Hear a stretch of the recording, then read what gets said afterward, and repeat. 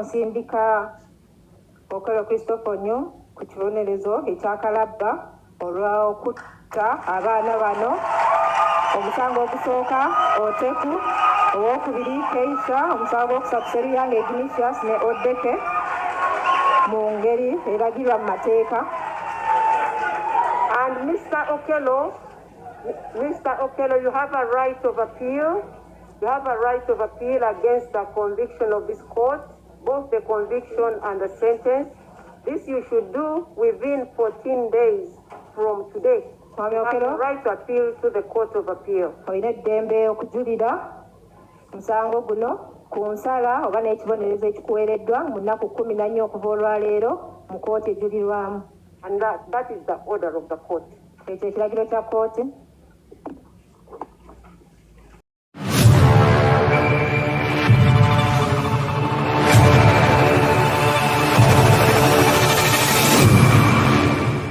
Yeah. Have nothing? Yeah.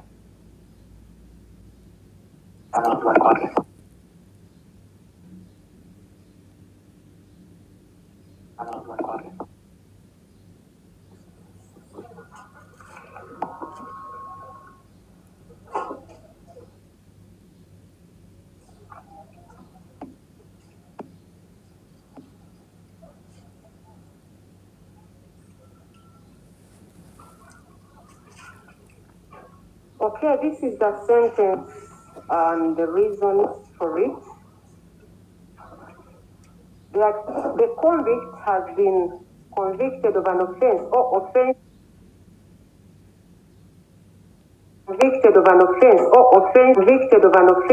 offenses. There is a maximum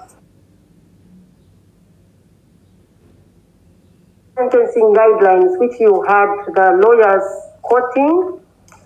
And this is the constitutional sentencing guidelines for courts of judicature, practice directions 2013.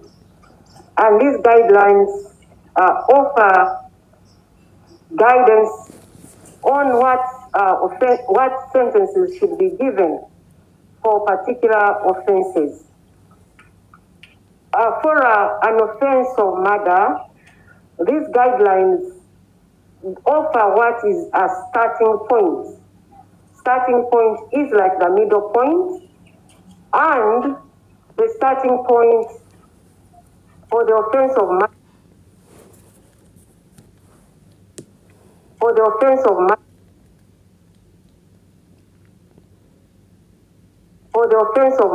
Imprisonment. What did I say is a starting point? From the starting point, you can either go up to death or you can come downwards, depending on the aggravating factors and the mitigating factors.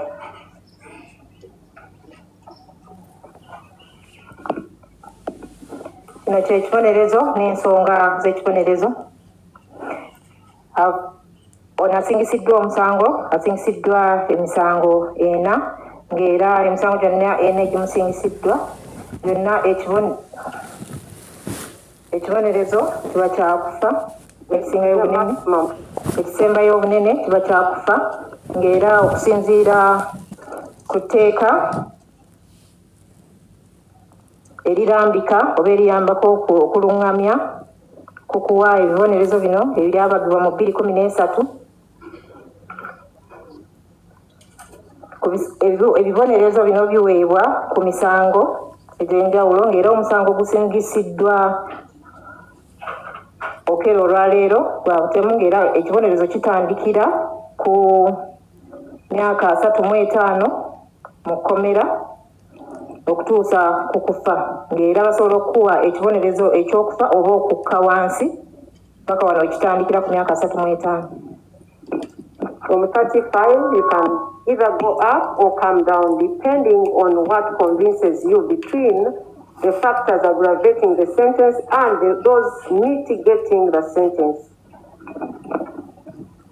Ng'era ekibonerezo kino kisobola okukka ku okuva ku myaka 35 oba okuva ekyambuka oba okuva ku kufa okukka wansi okutuusa ku egyo myaka 35 okusinziira ku biba biweereddwayo mu kusaba ekibonerezo ekisaamusaamu oba ezo ensonga eziweereddwayo nti engeri omusango guno gye gujjazibwamu.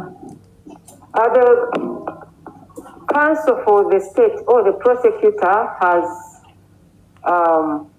submitted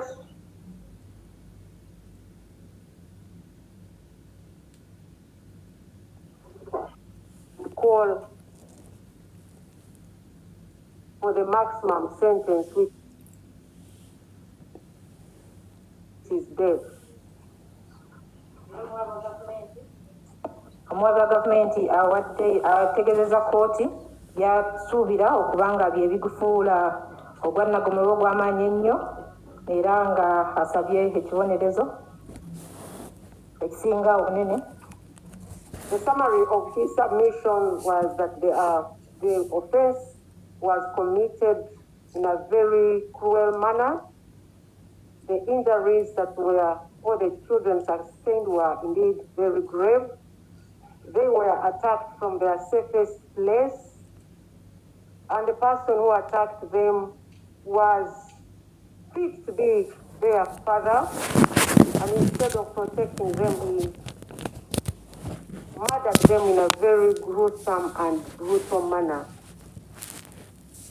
Era mu kuwumbawumba omuwabi wa gavumenti ategeeza nti emisango gino gyazzibwa mu ngeri ey'amaanyi etali yakisa wadde, ng'era n'obuvune obwakolebwa bwali bw'amaanyi nnyo, ng'era bwazzibwa mu kifo ekyali kisuubirwa kuba eky'emirembe, ng'era n'omuntu eyazza emisango gino baali eyazzaako omusango bamutwala nga taata waabwe, ng'era mu kifo ky'okuba nga abawa obukuumi yasalawo okubasanjaka.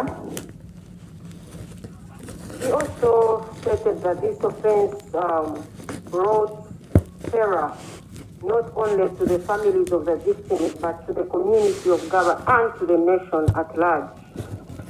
Era ebikolwa bino byaleesa entiisa ey'amaanyi kwabo abaddizibwako omusango guno abooluganda baabwe, ekitundu n'eggwanga lyonna.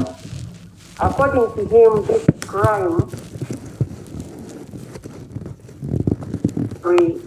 that is known as or referred to as the rarest of the rare, thereby calling for the very maximum sentence, which is death. Era ng'ekika ky'omisango gino egyazzibwa kigwa mu misango egyo egitasangikasangika oba egirwawo okusangika, ng'era ekibonerezo ky'emisango ng'egyo kiba kyakufa. He gave statistics and said that murders or the killing of persons, unlawful killing of persons, is on the increase, and if it is not addressed, every year we are losing about 4 villages in such kind of crimes. And he also said it is highly likely that because the crime is not punished as much,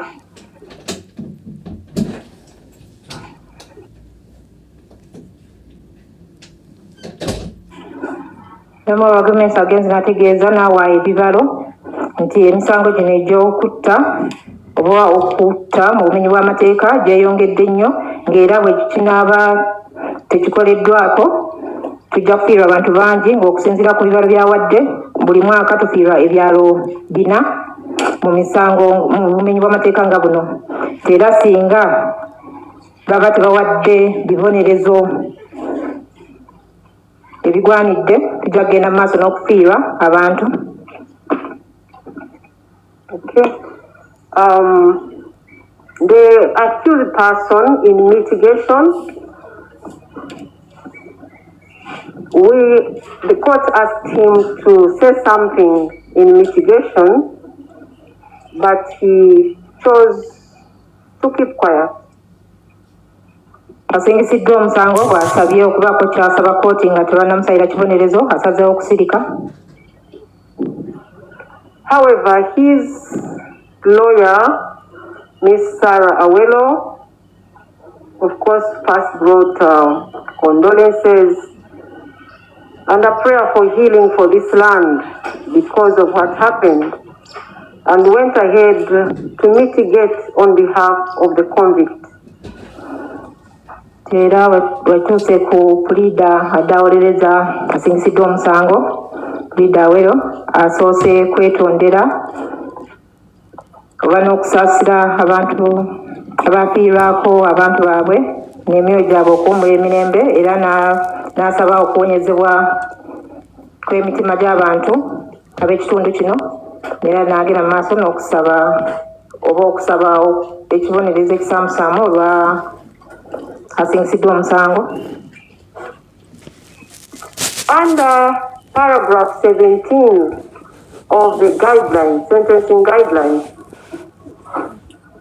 it provides that the court may only pass a sentence of death in exceptional circumstances in the rarest of the rare cases where the alternative of imprisonment for life or other custodial sentence is demonstrably inadequate.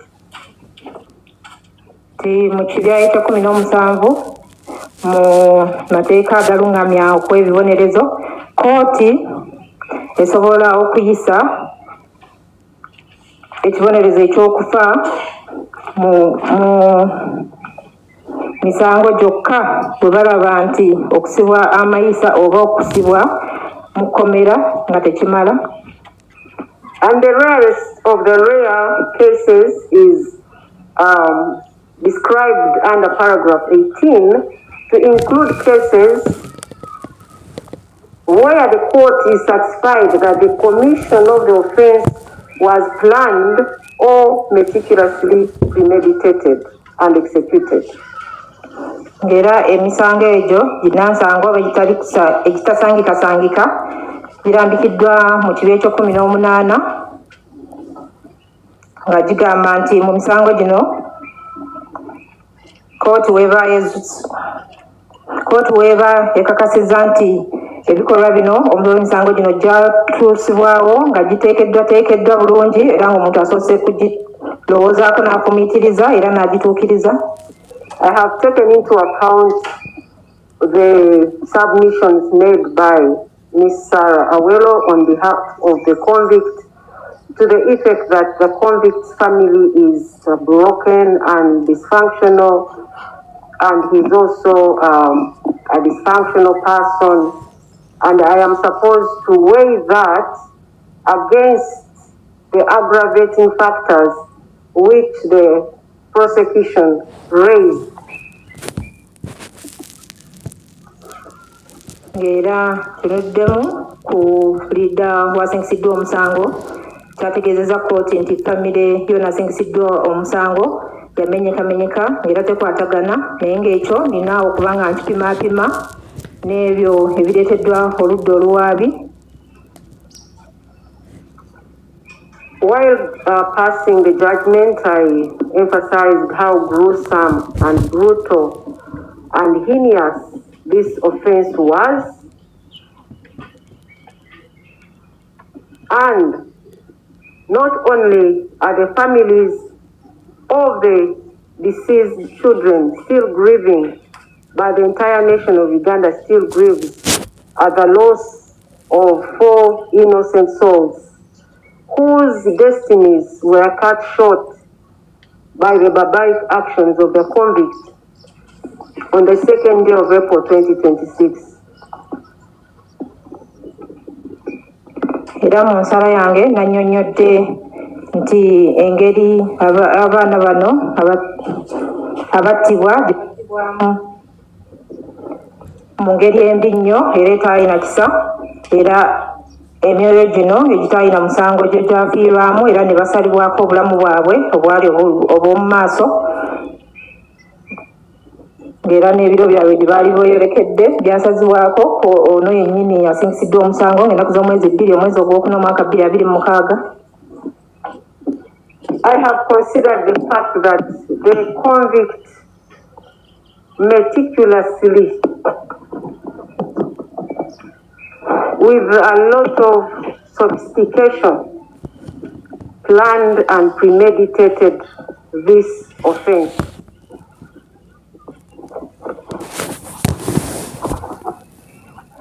Era kirabye nti asingisiddwa omusango ono yeeteekateeka bulungi era n'atuukiriza enteekateeka ye ey'okuzza emisango gino.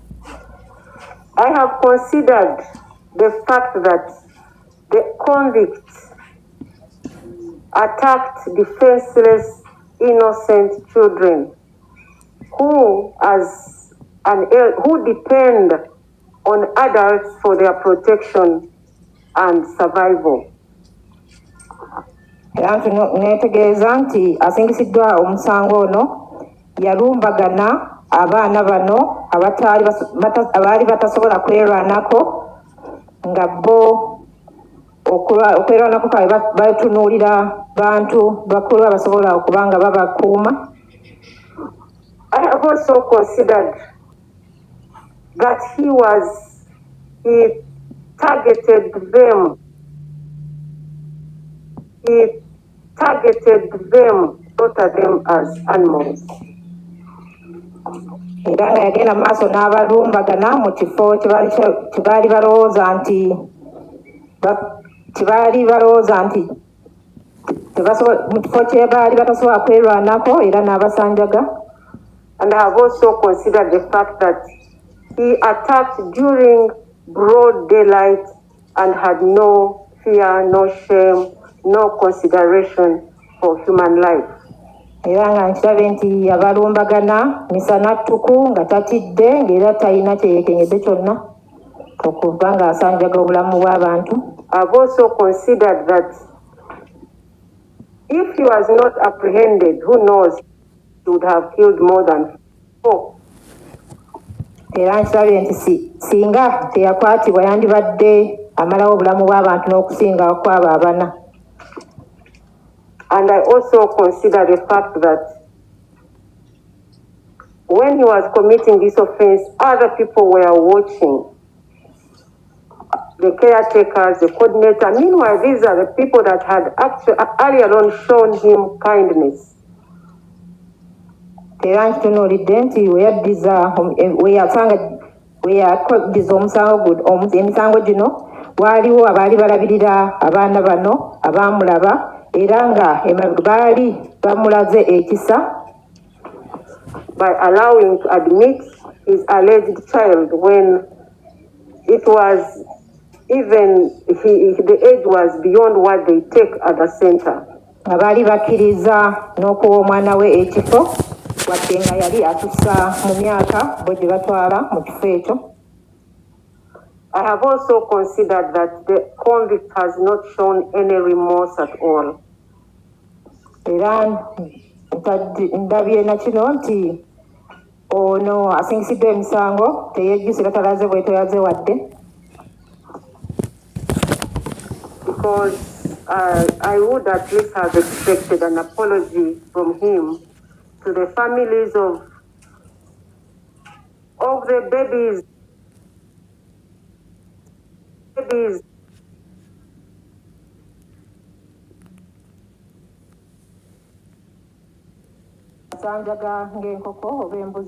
I realize he does not even imagine how those families are living without their children. Era nkirabye nti tateebereza namu famire ezo bwe zibeerawo kati oluvannyuma lw'okufiirwa abaana baabwe. I'm sure he watched the mother of Gideon collapse or faint as she testified. He must have known that she's going through something that she may never hear from. But he chose not to apologize. Era nsuubira nti yalaba bulungi maama wa Gideoni eyazirika bwe yali awa obujulizi ng'era ekyo kyayitamu teri amanyi oba aliwona mu bulamu bwe bwonna naye era asazeewo obuteetonda. I have considered what this offense, the impact it has had to the families that lost their babies. The 2nd of April 2026, to them was like any other day. They dropped their children to school only to find dead bodies. Era ntunuulidde famire zino engeri gye ziyisiddwamu oba nsuubira kye ziyiseemu kubanga 2 omwezi ogwokuna omwaka 2026 okubanga baatwalanga abaana baabwe ku ssomero lino nga basuubira okubanga baddayo ne babajjayo naye baatuuka ku olwo ne babaga nti bafu. That pain only God will help them to heal. Obulumi obwo Katonda yekka yayinza obasaasira ne bawona.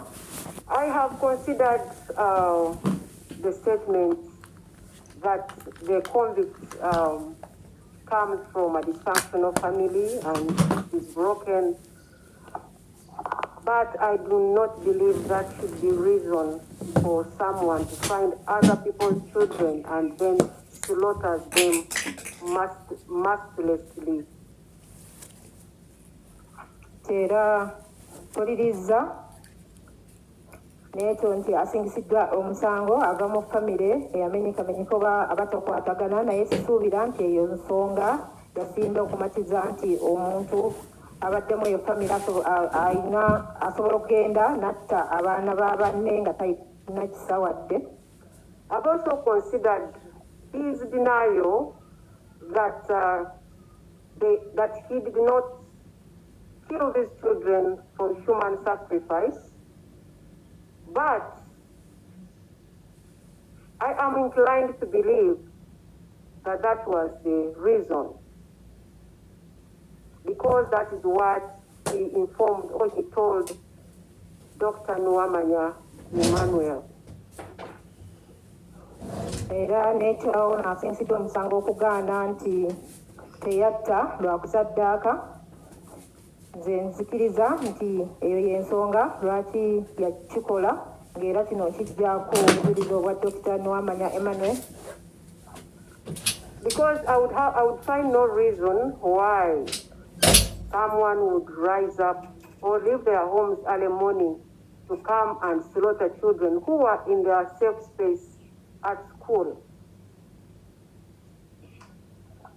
Ng'era siraba nsonga yonna muntu gy'asobola kuzuukuka ku makya n'ava ewuwe n'agenda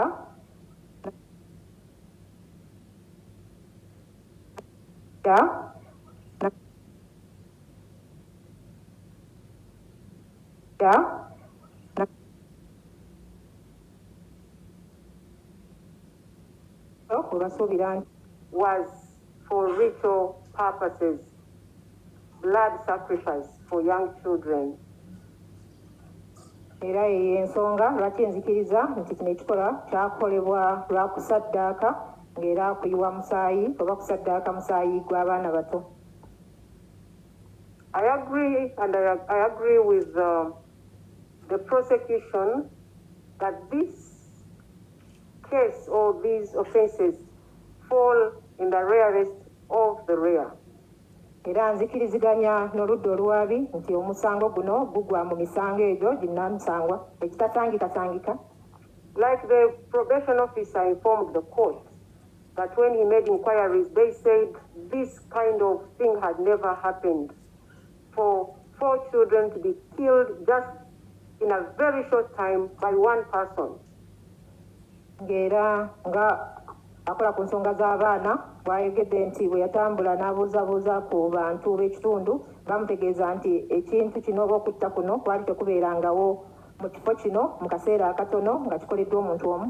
Having said that, the convict must be given a sentence that will not only speak to him, but also to those friends of his whose identities he refuses to disclose, and any other person in this country who believes in sacrificing blood for wealth. Era ekibonerezo kino tekiweebwa onasingisiddwa omusango yekka wabula kiweebwa n'abo mikwano gye gye yagaana okwatula eri kkooti oba n'abantu bonna abalala abali eyo mu ggwanga lyaffe abalowooza nti okusaddaaka osobola okufuna obugagga. Let them know that it is highly risky because they would be found, like Ms. Okello was found, and they will not escape the long arm of the law. Bateekeddwa okukimanya nti ekikolwa ekyo kiba kya bwerinde ennyo ng'era bajja kuba bakwatibwa omukono gw'amateeka ogw'amaanyi. In light of the above, I have found no reason why I should not sentence Mr. Okello with a maximum sentence. N'olw'ensonga ezo waggulu sirina kyenzudde kiŋŋaana kuwa Okello ekibonerezo ekisingayo obunene. I hereby sentence him to suffer death for the murder of Ejeku Gideon in count 1, Keisha Agenroth Otim in count 2, Seriange Ignatius in count 3, and Odeke Ryan in count 4 in a manner authorized by law. Ensonga eyo nsindika Okello Christopher nnyo ku kibonerezo ekya Kalabba olw'okutta abaana bano. Omusango ogusooka Oteku, owokubiri Keisha, omusango ogwokusatu Seriange Ignatius ne Odeke mu ngeri eragirwa mu mateeka. And Mr. Okello, you have a right of appeal. You have a right of appeal against the conviction of this court, both the conviction and the sentence. This you should do within 14 days from today. You have a right to appeal to the Court of Appeal. Olina eddembe okujulira musango guno ku nsala oba n'ekibonerezo ekikuweereddwa mu nnaku 14 okuva olwaleero mu kkooti ejulirwamu. And that is the order of the court. Ekyo ekiragiro kya kkooti.